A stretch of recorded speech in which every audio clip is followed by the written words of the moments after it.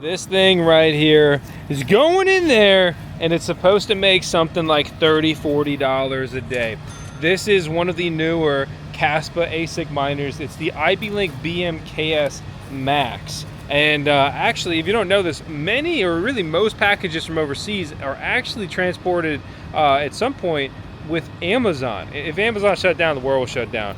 And so this was a package through DHL. It's a no fault of iBeLink or DHL. Amazon lost the package. We got it back finally. It took 1 to 2 weeks to recover the lost package. Given the price point and the profitability of this miner, it was a little stressful. So this is a industrial ASIC miner. It's got a C19 connection here, power cable, and it's going to go into the C20, basically PDU in our mining pod out here.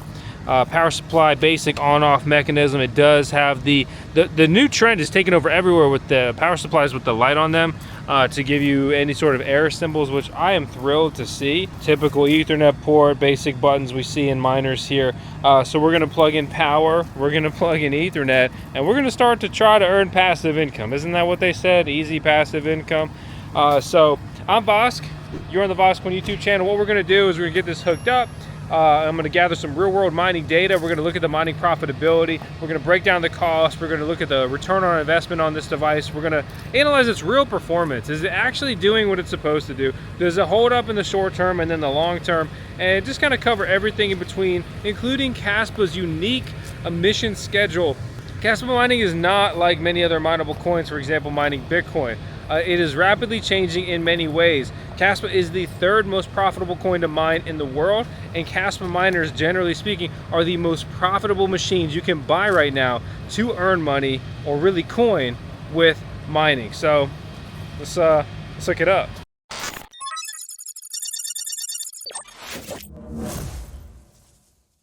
Alright, so you may be impressed with how quickly I can rattle off a lot of what we're about to talk about. Well, it's because I already recorded this and then I deleted the file, and now I'm going to do it again. Let's run through the basics real quick again on the miner. It is the iBeLink BM-KSMax. It is an ASIC miner, right? So that means it's a custom computer. It's a purpose-built machine. All it does is mine one mining algorithm, the K-heavy hash mining algorithm, more commonly known simply as just the Kaspa KAS cryptocurrency. There are a few other coins you can now mine on that algorithm, but Kaspa is going to be the breadwinner by very far. This device does not have Wi-Fi support. You're plugging a power cable in, you're plugging an Ethernet cable in, so you've got electricity to it, you've got internet to it, and then it operates. At that point, you need to remote into the device. So let's do that. I log into my local network, I get the IP address, local IP address, right?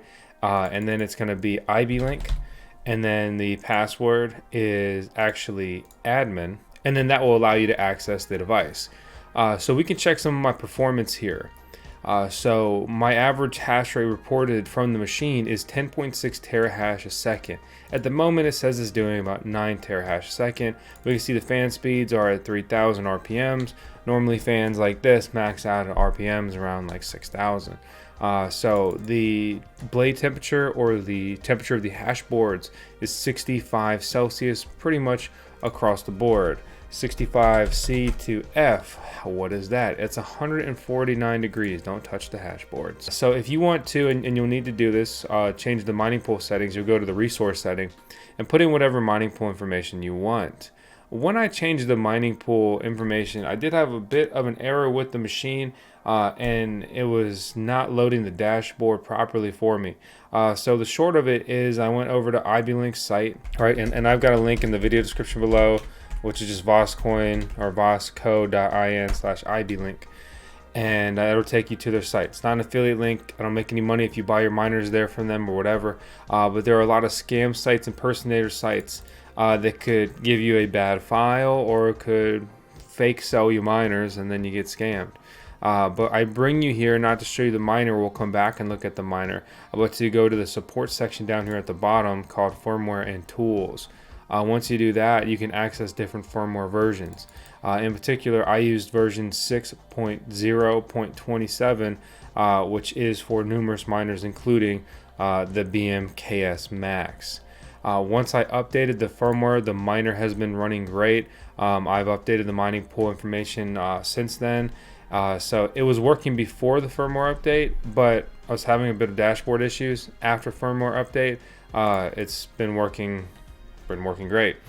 Want to invest in mining but don't want the hassle of running a mining farm? How about investing in one? Check out Quantum Expeditions. They offer ways for users to invest in a sustainable mining farm with competitive rates with as little as $100. Quantum has still been profitable even after the halving. In fact, they're actually adding more miners to their fleet. They've raised $1 million total so far, and they're nearing their next WeFunder milestone, where they'll be making a Texas mining giant board game and sending it to all crowdfunder participants. We're investors in Quantum and appreciate them supporting the channel. Check out links below to learn more. I can also double check that the firmware installed correctly when I go to look at the software version in the dashboard. So yeah, you put your information in here, click config, and then click yes, and you're done. A key note is that it says that you need to have all three resources complete here. So make sure you don't just put in one mining pool if you're trying to be quick or you're trying to be lazy. Other than that, I mean, that's really all that's going on here. We can come down lower. We can see some mining pool information. We can also move these to the top, so change our mining pool priority, which is nice. And then we have 3 hash boards in here, and we can get some data on them.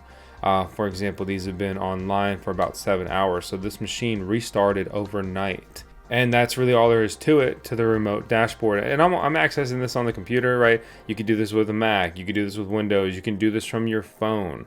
If I want to remotely restart it, power cycle it, I can come into the reboot option, hit reboot.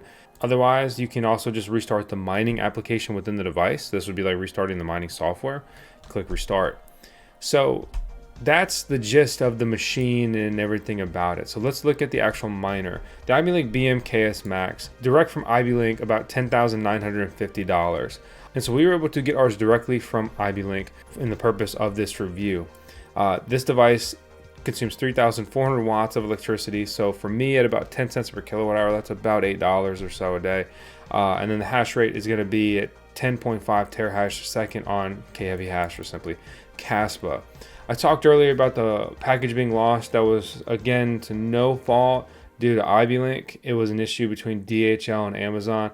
Thankfully, within 1 to 2 weeks, I was able to recover the miner. It's very stressful losing a 10 grand miner.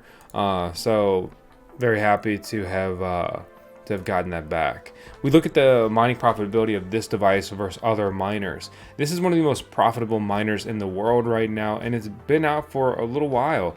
The first batch of these came out in February of 2024, but not that many were made.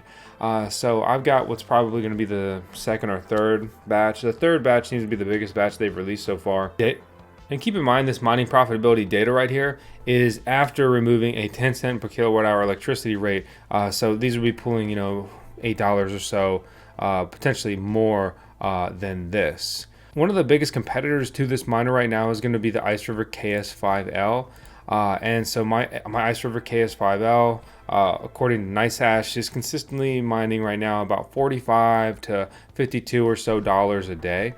I will say that the KS5L seems to be overclocked from the factory, and it does not like heat. When it got heat soaked, just running in a 95 degree warehouse, the performance dropped by about 2 terahash a second. So just something to understand and be aware of. These miners are now running in the exact same environment in the Digital Shovel mini pod. And we've replaced the fans again. So we replaced all the fans on this thing a couple times now over the last year or so. It's in a pod. There's a lot of airflow. It's a pretty cool environment. Our ambient temperatures right now are about 90 degrees here in Virginia as we enter the heat of summer. To keep the topic of this comparison going further, the Ice River KS5L right now from resellers is demanding a price of about $13,500 before supporting your boy, hopefully, and using my link. And that's before any sort of discounts. By the way, we've got a discount code down in the video description below. We work really hard to find good resellers to work with and try to bring you the best content. So basically, I just really appreciate when you take the time to use our links and use our coupon codes. With ASIC Marketplace in particular, you have to use our link and not just the code. We don't get credit. We do have a better coupon code than this. We have the best coupon code they've ever offered, and we campaign for that. But to bring it back on topic, right? 13.5 before any discounts for that device, and then it's about 11.5 for the BM-KSMax with only 1.5 less terahash a second. They have the exact same power consumption at 3,400 watts. And both of these are in stock, ready to ship at these price points. So sometimes we have seen resellers having cheaper prices on the BM-KSMax miners over the last couple months. But as it stands, before shipping and fees or anything, the lower price is actually going to be directly from iBeLink. But it's reportedly a future, but the delivery time is May 15th. So this is out of the batch that I got, these miners. The weirdest competitor to come out of nowhere, and we talked about it in another video recently, is the Dragon Ball KS6 miner. And it's a ridiculous funny name. I hear the intro every time I say Dragon Ball. Dragon Ball Z! This miner has the exact same specs as the BM-KSMax. It looks different. We're looking into it. I'm trying to source one just to check it out and compare. But iBeLink has been around for a very long time. If you have an issue with their miner, iBeLink will probably support you. I would not have any faith that you'd have any support from Dragon Ball. So who knows? But a lot of miner manufacturers coming out of nowhere when it comes to Kaspa. So if we flip back to miner performance here, we can see over the last 24 hours, the miner has registered 10.5 terahash a second on the mining pool, which is great because you get paid based on what the mining pool says you are doing. So if the mining pool says you're doing 10.5, like the miner says it is doing and you're supposed to be doing, then you get paid on 10.5. And what some people don't know, if you're newer to this, is that if you have an issue with the connection to the mining pool, or the miner is over reporting what it's actually doing, or numerous reasons, right? Rejected shares or just straight profitability loss. You could come in, you're supposed to get 10.5 terahash a second, and you're actually doing like 10. That's a big loss in your mining profitability. So bottom line is, very happy to see this. You can see the mining performance over the last 24 hours, and it consistently goes from basically 10 to 12 terahash a second.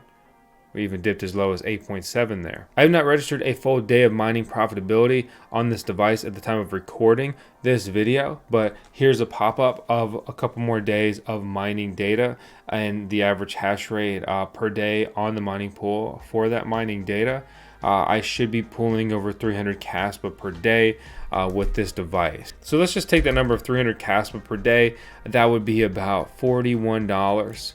And after I took out the electricity bill, right, we'll round up a little bit more. We'll go 42 minus 8. That should give me around 36. So I would be pocketing essentially 261 coins after I count for the electricity bill. That's rough math. We've got the real data here on screen though, and we can make our conclusions from that. Kaspa's up about 25%. We round up 23.5% in the last 30 days. That has caused an uptick in miner prices. So a lot of people always think that miner prices go down. But if this price surges, these things would be absolute crazy cash cows. They're already very profitable machines, but they're very expensive. But the miners will fly out of stock. They'll be hard to get. They'll be exorbitant prices. Kaspa was the 39th biggest cryptocurrency and ranked by CoinMarketCap at $3 billion. So I don't think alts have really had their run this cycle.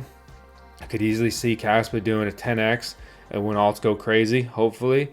I don't know if that's going to happen. I'm not saying it's even worth $30 billion. But the bottom line is projects like STEPN traded for, I think, $25 billion in the last cycle, just to kind of put it into perspective, right? We look at the network hash rate. It's about 299 petahash a second for mining Kaspa. So every day it's becoming more and more difficult to mine the same amount of coins mining the Kaspa cryptocurrency, which decreases your mining profitability. Furthermore, Kaspa steps down their emissions monthly by about 8%. It halves effectively annually. So within a week, it's going to go down from 110 Kaspa per block reward to 104 Kaspa per block reward. And basically, the culmination of those block rewards creates your daily mining profitability and emission. How much is that for Kaspa? Right now, it's at about $1.31 million in the last 24 hours, and it's become 3% more difficult in the last 7 days to mine this cryptocurrency. But you contrast that with Doge. Doge has become 10% more difficult to mine in the last 7 days. So you could definitely say that more and more people are getting into altcoin mining and perhaps speculating like I am that there's hopefully a very bright future for mining these cryptocurrencies. Honestly, Kaspa mining has been an absolute whirlwind, especially once I stepped into the ASIC mining realm. I have never seen so many miner devices released for a cryptocurrency. I have never seen so many different miner manufacturers get into Kaspa mining and quick. We have big names like Bitmain and iBeLink to no names like Dragon Ball in the Kaspa mining game, and then companies came out of nowhere like Ice River. So it's interesting to see, and it makes you wonder, is this going to be a next top cryptocurrency with this just unparalleled support on the proof of work front? Or is it the hottest thing right now and it's going to be a fad? RP, just like Beanie Babies. We could be millionaires! So you let me know down in the comments below what you think. Again, I'm Vosk, you're on the VoskCoin YouTube channel. This is Tails, our CKO, our Chief Kaspa Officer here at the channel. The bottom line for me, the iBeLink BM-KSMax, in my experience here, has been a good performer so far. I'll do an updated review in the future, so I hope you subscribe and stick around for that and all our other crazy videos here on the channel. But everything's good so far. It's a very profitable machine. I just wish the price point was lower, but if it was, it would be instantly sold out because they have competitor machines with similar performance that are selling at similar prices or more expensive, and the market is dictating these prices. So we'll see. I'll see you later.